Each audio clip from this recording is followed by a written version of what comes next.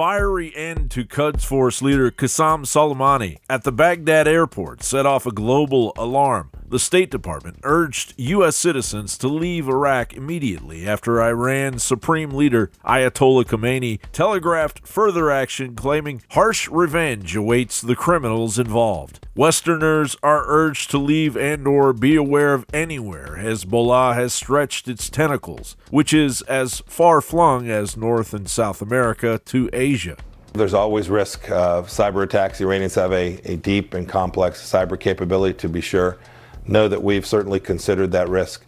Your point about risk here in the United States is real too. A 2019 Foreign Policy article addressing the presence of Hezbollah agents operating in the United States wrote, following Kourani and Debek's arrests, the director of the U.S. National Counterterrorism Center said in October 2017, "It's our assessment that Hezbollah is determined to give itself a potential homeland option as a critical component of its terrorism playbook." Ali Kourani and Samir el-Debek were arrested in 2017 in New York and Michigan and charged with providing material support to Hezbollah's Islamic Jihad organization. The criminal complaint against Kourani described his IJO role as that of a sleeper. He and other undercover operatives were tasked to maintain ostensibly normal lives but could be activated and tasked to conducting IJO operations. According to the complaint, Kourani acquired weapons in the United States to bolster IJO operations, scouted information about security weaknesses at New York airports, and gathered surveillance on numerous U.S. military and law enforcement buildings in Manhattan and Brooklyn. According to the Justice Department, Debek traveled to Panama twice for Hezbollah, where he located the U.S. and Israeli embassies, gathered information about the security operations and weaknesses of the construction of the Panama Canal, and pinpointed hardware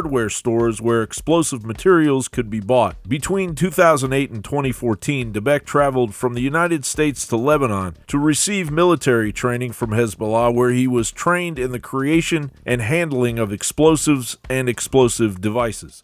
37-year-old Samir el-Debek is said to have been on Hezbollah's payroll for the better part of 10 years. His arrest was announced today, 1 week after FBI agents raided this Dearborn home, which is connected to today's announcement. The FBI describes el-Debek as an expert in bomb making, saying he had a high degree of technical sophistication when it comes to explosives, receiving training in the use of rocket-propelled grenade launchers. Hezbollah has been operating within the United States since at least the early 1990s, when Hezbollah cell leader Youssef Hammoud used a forged travel visa to enter New York City via Venezuela. Hammoud relocated to Charlotte, North Carolina. It was 2002 when a trial here at the federal courthouse revealed there was a cell of Hezbollah terrorists operating in Charlotte. It was shocking then. Even more surprising now that terrorism officials say Hezbollah is still here. Are you currently investigating Hezbollah cells in North Carolina? Yes.